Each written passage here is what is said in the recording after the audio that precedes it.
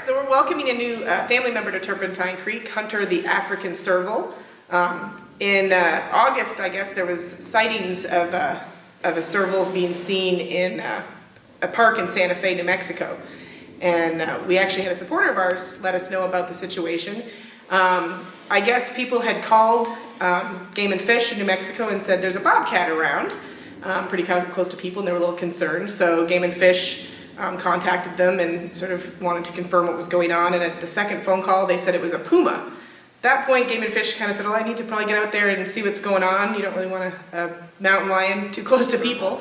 So Game and Fish went out, set up a live trap, and were able to get Hunter here in the trap fairly easily, I guess. He's really food motivated, so he went right in for the food.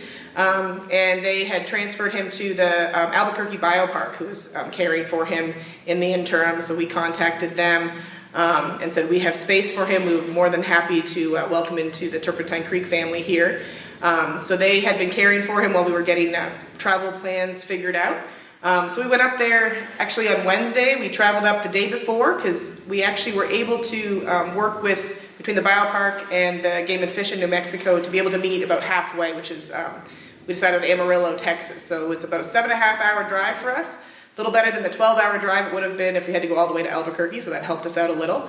So we met him up there, and it was a very simple rescue, really. He was already crated. We will just transfer the crate from the Game and Fish truck into our vehicle, and then we're headed home. We had a pretty easy trip. Hunter was a fairly good traveler, a little bit of hissing on the way, but other than that, he kind of was just chilling in his crate and did really well. There you are.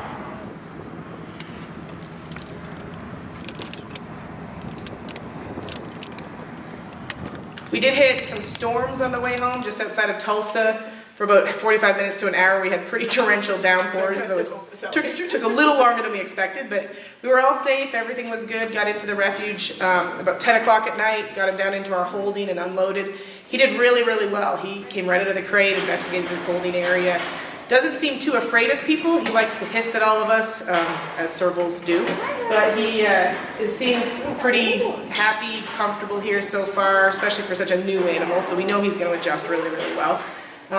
He is very food motivated. They had mentioned that from the capturing of him originally all the way into the zoo. They said he likes his food, and we have learned that as well. He is very food motivated, which makes it a very easy transition as long as the cat's eating and everything like that's going good. We know he'll be a big healthy cat hopefully for us.